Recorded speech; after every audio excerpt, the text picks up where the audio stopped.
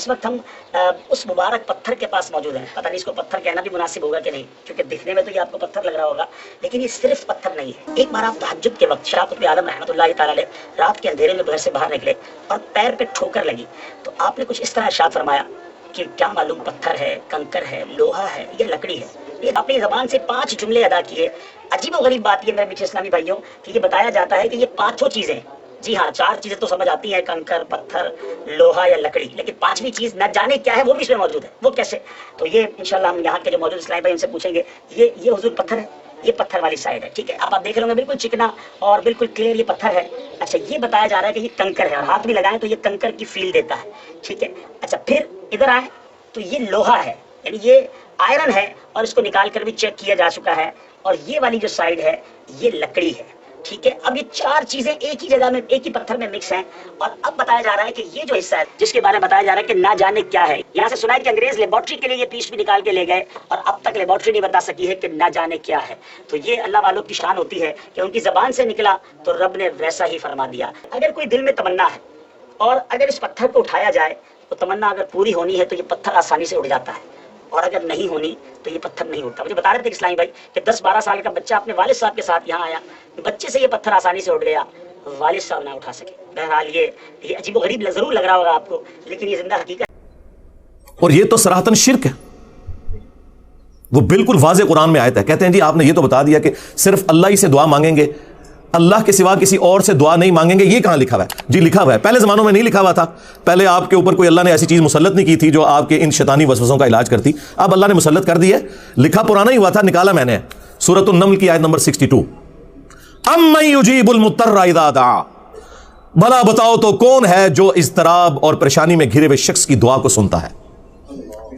ویکشف السوء، اور تم سے اس برائی کو دور کر دیتا ہے، اس مصیبت زدہ شخص کی تکلیف کو دور کرتا ہے. وَيَجْعَلُكُمْ خُلَفَاءَ الْأَرْضِ، اور تمہیں زمین پر اگلوں کا خلیفہ کرتا ہے، یعنی تمہارے ماں باپ کے مرنے کے بعد تم، تمہارے مرنے کے بعد تمہاری اولاد. اِلَٰهٌ مَّعَ اللَّهِ، کیا اللہ کے ساتھ کوئی اور معبود بھی ہے جس کی یہ کوالٹیز ہوں؟ قَلِيلًا مَّا تَذَكَّرُونَ، بہت کم ہی تم نصیحت حاصل کرتے ہو. یہ آیت اس بات کا ثبوت ہے کہ اللہ کے سوا کسی اور ہستی کے بارے میں یہ عقیدہ رکھنا کہ وہ دعاؤں کو سنتا ہے اور وہ مشکل کو دور کر دیتا ہے، گویا کہ اسے خدا بنانے کے، الہ بنانے کے، معبود بنانے کے مترادف ہے. اس کے بعد کسی آیت کی ضرورت نہیں. اہل تشیع کے ہاں صبح و شام کے اذکار میں یہ آیت موجود ہے، لیکن وہ عربی میں پڑھتے رہے. جب ہم نے اسے ہائی لائٹ کیا، سینکڑوں نہیں ہزاروں شیعہ نے شرک چھوڑ دیا. انہوں نے کہا ہمیں تو پتہ ہی نہیں تھا. اب تو میں نے اس میں اگلا ورژن ایڈ کیا ہے کہ جو مولا حسن علیہ السلام کو وصیت نامہ لکھا ہے مولا علی علیہ السلام نے، نہج البلاغہ میں موجود ہے. 3-4 صفحات پہ پھیلا ہوا ہے، توحید کا شاہکار ہے وہ خطبہ. اس کے بعد تو کوئی گنجائش نہیں رہتی کہ کوئی شخص مولا علی کا نام لے اور ان کے نام کے اوپر شرک کھڑا کرے. انہوں نے اپنے بیٹے حسن ابن علی کو کہا کہ بیٹا تم اس کی اولاد ہو جس نے ان قریب مر جانا ہے، اکیلا زندہ رہنے والا صرف اللہ ہے. تجھے جب بھی کوئی مصیبت ہو، جب بھی پریشانی ہو، صرف اسی اللہ کو حسن پکارنا. اور میرے بیٹے حسن یاد رکھنا، اللہ کا دربار وہ درگاہ ہے جس نے اپنا کوئی دربان بھی مقرر نہیں کیا. تم ڈائریکٹ اللہ سے مانگو. اگر مولا علی مولا حسن کو نہیں کہہ رہے کہ منو وچ پا میں وسیلہ اور توسل تے باقی سارے بابے تے شاہی کوئی نہیں. یعنی یا علی مدد کو اگر توسل کے نام پر دھوکہ دینا تھا کسی نے، شیعہ نے یا بریلویوں نے، تو اللہ کے بندو مولا حسن کو بتایا جاتا نا. قرآن میں 40 کے قریب دعائیں آئی ہیں انبیاء کی، کسی میں کوئی وسیلہ توسل نہیں ہے. اور وسیلہ اور توسل تو یہ ہے کہ اللہ کے نیک بندوں سے دعا کروائی جائے. ان کی دھونس لگانا اللہ کو، ان کو پکارنا اور کہنا کہ جی وہ اللہ سے دعا کریں گے اور ہمارا مسئلہ حل ہو جائے گا. جی دنیا میں موجود ہو تو ضرور کروائیں. وہ تو ڈائریکٹ بھی جا کے ان سے آپ مدد مانگ لیں. میرے سامنے اگر عبد القادر جیلانی بیٹھے ہوں تو میں انہیں کہوں کہ حضرت مجھے پانی پلا دیں. لوگوں کو تو آپ بتاتے ہیں نا کہ اتنی نیکیاں ملتی ہیں کسی کو پانی پلانے کی، تو مجھے پلا دیں. کوئی برا منانے والی بات نہیں ہے کسی بریلوی کو، تو ٹھیک ہے. لیکن عبد القادر جیلانی وہاں بغداد میں دفن ہے اپنی قبر کے اندر، اور میں انہیں کہوں کہ مجھے پانی پلا دیں. وہی بات، وہی جملہ، صرف کوآرڈینیٹس بدلنے سے شرک ہو جائے گا، کیونکہ میں نے انہیں دعا میں پکار لیا. ہاں وہاں زندہ بیٹھے ہوں، میں فون پہ کال کروں اور میں کہوں کہ حضرت نیسلے کی 2 بوتلیں بھیج دیں کسی مرید کے ہاتھ، تو بالکل جائز ہے. اس طرح کا وسیلہ اور توسل تو بالکل درست ہے.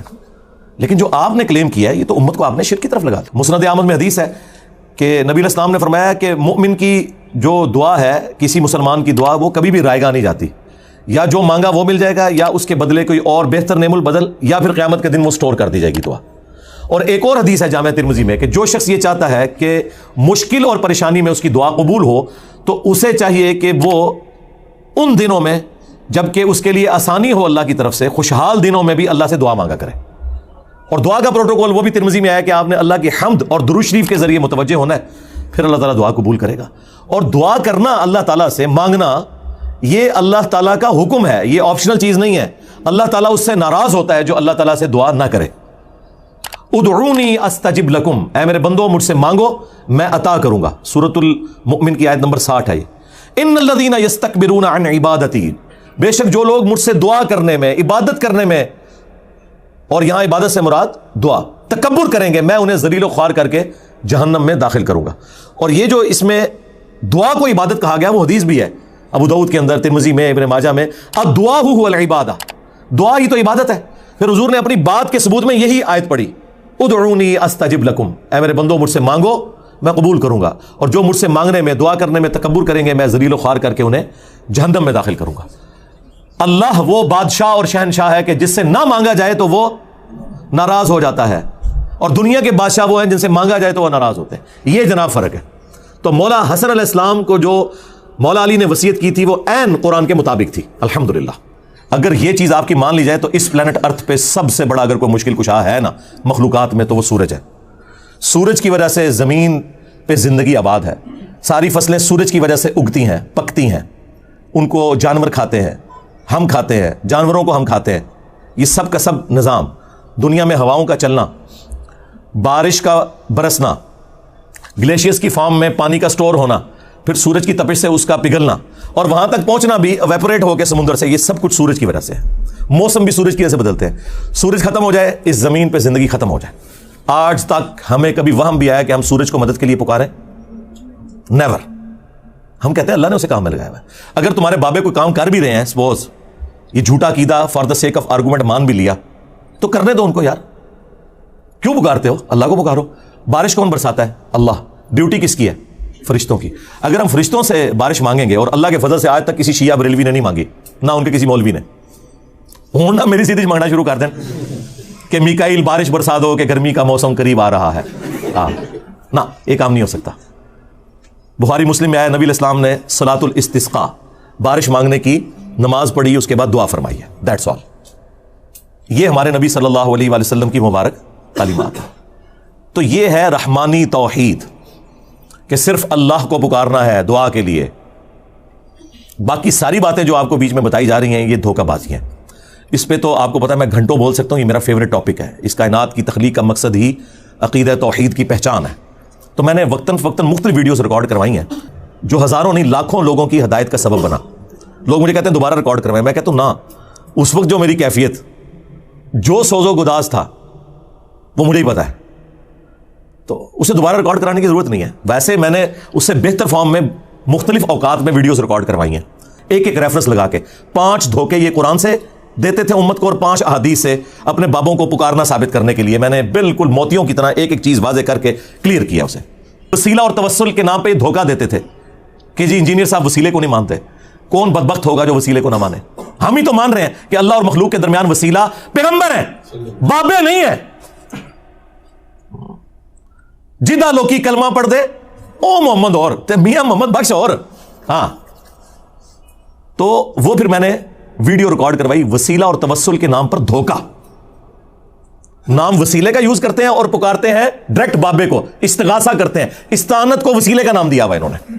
بھائی زیادہ زیادہ وسیلہ یہ ہو سکتا ہے کہ اے اللہ تجھے تیرے نبی کا واسطہ، یا اس کا بیسٹ ورژن جو ہے وہ یہ ہے کہ اے اللہ جو تجھے اپنے نبی سے محبت ہے، ان کے اہل البیت سے محبت ہے، ان کے صحابہ سے محبت ہے، اس محبت کا وسیلہ تجھے پیش کرتا ہوں، میرا یہ مسئلہ حل کر دے۔ تو یہ تو بالکل درست ہے، اللہ کا اپنے پیغمبروں سے محبت کرنا یہ اللہ کی صفت ہے، اور اللہ کی صفات کا وسیلہ اس کے اسماء کا پیش کیا جا سکتا ہے، وَلِلَّهِ الْأَسْمَاءُ الْحُسْنَى فَادْعُوهُ بِهَا۔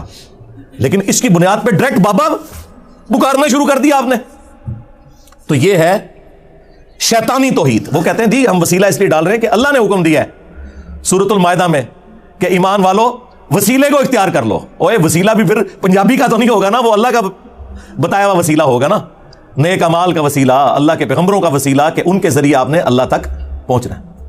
پھر آپ کو دھوکہ دیتے تھے، او جی قرآن میں تو غیر اللہ کو مدد کے لیے پکارا گیا ہے، صبر اور نماز کے ذریعے مدد چاہو۔ اور یار یہ بھی تم نے غلط پڑھا، صبر اور نماز کو مدد کے لیے پکارو، یہ لکھا ہوا ہے کیا قرآن میں؟ یا وَاسْتَعِينُوا بِالصَّبْرِ وَالصَّلَاةِ، صبر اور نماز کے ذریعے مدد مانگو، یہاں بھی وسیلہ ہے، ڈائریکٹ پکارنا نہیں ہے۔ آج تک کسی بیوقوف نے بھی کہا المدد یا نماز، المدد یا صبر، تو غیر اللہ سے مدد کہاں آ گئی؟ اس میں تو ساتھ ہی پڑھ لو ان اللہ مع الصابرین، بے شک اللہ صبر کرنے والوں کے ساتھ ہے۔ مدد اللہ ہی کی ہے، جو صبر کرے گا نماز پڑھے گا اللہ اس کی مدد فرمائے گا۔ اس میں نماز اور صبر کو وسیلے کے لیے استعمال کیا گیا، نہ کہ انہیں استغاثے کے لیے۔ سمجھ رہے ہیں آپ بات میری؟ سمجھ رہے ہیں نا؟ ہاں بات بالکل کلیئر ہے۔ انہوں نے دھوکہ دیا، اور پھر جو بندہ یعنی اس چیز کو بیان کرتا ہے اسے کہتے ہیں یہ پیغمبروں کا گستاخ ہو گیا۔ اب یہ نیچرل بات ہے، وہ ہمارے استاد کی بات مولا اسحاق صاحب رحمہ اللہ، وہ پنجابی میں اپنے سٹائل میں کہتے تھے، اوے جدو توحید بیان کران گے تے پیغمبراں دی تے ولیاں دی گستاخی تے آپ ہی ہو جائے گی، پھر تے کہاں گے کہ انہاں دے پلے کوئی شے نہیں، سب کچھ مالک اللہ ہی ہے، پھر تے کہاں گے۔ جسے پنجابی میں کہتے ہیں کہ آٹا گوندیا ہلدی کیوں ہے؟ بھائی جب آٹا گوندا جائے گا پھر ہلنا تو پڑے گا۔ یہ تو نیچرل ہے کہ جب آپ توحید بیان کریں گے تو جو آپ نے جعلی توحید بنائی ہوئی ہے جسے آپ توہین رسالت کہتے ہیں وہ آٹومیٹکلی ہو جائے گی۔ پھر تو ہم یہ کہیں گے کہ کوئی نبی، کوئی فرشتہ، کوئی جن، کوئی انسان نہ اپنے کسی نفع کا مالک ہے نہ کسی نقصان کا۔ اگر کوئی کہتا ہے کہ یہ سٹیٹمنٹ غلط ہے تو اسے الٹ کرے، تو وہ سٹیٹمنٹ پھر درست ہونی چاہیے کہ ہر انسان، ہر نبی، ہر فرشتہ نعوذ باللہ اپنے ہر نفع اور نقصان کا مالک خود ہے اللہ کے مقابلے پر۔ یہ بولنا ہوگا ساتھ، کیونکہ اللہ کے ساتھ میں کمپیئر کر کون بولے گا؟ تو نفع میں ہر وہ چیز ہے جو انسان کی ضرورت ہے، جن کی ضرورت ہے۔ ہر انسان، خواہ پیغمبر ہو یا عام انسان، کھانا پینا اس کی ضرورت ہے، آکسیجن اس کی ضرورت ہے، نیند اس کی ضرورت ہے، ٹوائلٹ جانا اس کی ضرورت ہے۔ آپ تو کہتے ہیں نا کہ فلانے بابے نے سمندر روکا ہوا ہے، کوئی بابا اپنا پیشاب بھی نہیں روک سکتا، اپنا سانس بھی نہیں روک سکتا۔ ویل مچھلی تو 1.5 گھنٹے تک سانس روک سکتی ہے، بابا نہیں روک سکتا۔ کہتے ہیں جی اللہ چاہے تو، اوے اللہ کہاں سے بیچ میں آ گیا بھائی؟ اللہ کو تم کہاں سے مانتے ہو؟ اللہ نے چاہا نہیں اور تم خود سے کہہ رہے ہو کہ اللہ چاہے۔ وَلَا تَقُولُوا عَلَى اللَّهِ إِلَّا الْحَقِّ، اللہ پر کوئی ایسی بات نہیں کر سکتے جو حق پر مبنی نہ ہو۔ آپ کے چاہنے سے اللہ نے نہیں چاہنا، اللہ نے خود چاہنا ہے۔ اللہ نے چاہا کہ عیسیٰ ابن مریم زندہ رہیں اور قیامت میں دوبارہ آئیں، لیکن عیسیٰ ابن مریم سے بھی اولو العزم پیغمبر ہمارے محبوب صلی اللہ علیہ وآلہ وسلم کو اللہ نے موت دے دی اور دوبارہ انہوں نے دنیا میں بھی نہیں آنا۔ اگر میری مرضی چلتی تو میں تو اللہ سے کہتا کہ میرا پیغمبر قیامت تک زندہ رہے۔ تو اللہ نے میری مرضی چاہنی ہے یا تمہاری مرضی چاہنی ہے؟ یہ اللہ کے فیصلے ہیں۔ اللہ نے چاہا کہ عیسیٰ ابن مریم بغیر باپ کے پیدا ہوں اور یہ ان کے لیے معجزہ ٹھہرے، لیکن ہمارے پیغمبر کو اللہ تعالیٰ نے اس طرح نہیں پیدا کیا۔ تو کیا اب ہم زبردستی نبی الاسلام کے والد محترم سیدنا عبداللہ رضی اللہ تعالیٰ عنہ علیہ السلام کا انکار کرنا شروع کر دیں صرف کرسچنز کو خاموش کروانے کے لیے؟ یہ کرسچن جو مشنریز ہیں نا، وہ یہ 3-4 سوال لکھ کے نا وہ بھی مناظرے اور مبالغے کرتے پھرتے ہیں، دسو جی تہاڈا نبی افضل ہے کہ ساڈا نبی افضل ہے؟ تو ان کو بھی 3-4 باتیں رٹائی ہوئی ہیں لوگوں نے۔